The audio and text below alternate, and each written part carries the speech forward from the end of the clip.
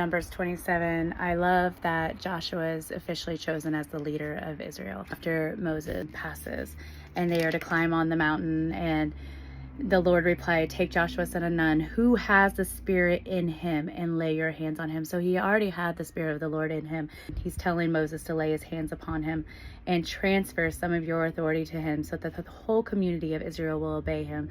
So that just shows the importance of praying over people, laying of hands on them. And it goes on to say, so Moses did as the Lord commanded. And I love this, okay? Because I kept asking, like, the first couple of years of, like, why was it Joshua? Why was it not Caleb? Like, they technically both supposedly had the same spirit.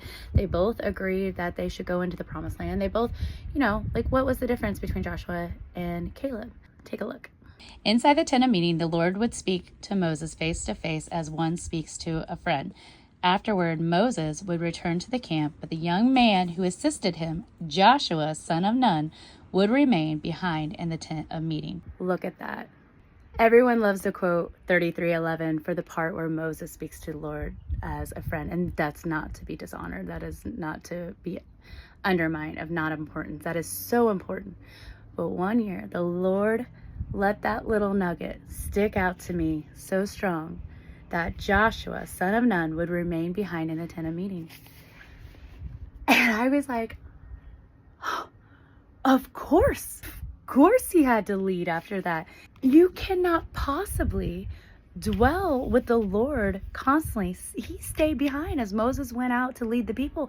He stayed there and would remain behind in the tent of meeting. Of course he's ready and equipped to be the next leader of Israel. You cannot possibly dwell with the Lord like that and not be equipped to lead Israel. And then when we get to Joshua, I just love it even more because it's so cool. So I love that nugget. There was also another nugget in there that I found this year that I've never seen before. When Joshua heard the boisterous noise of the people shouting below them, he exclaimed to Moses, "It sounds like war in the camp."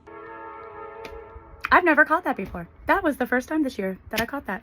And I was like, he wasn't messing around. Where did he come from? Like, was he sitting at the base of the mountain longing to be up there?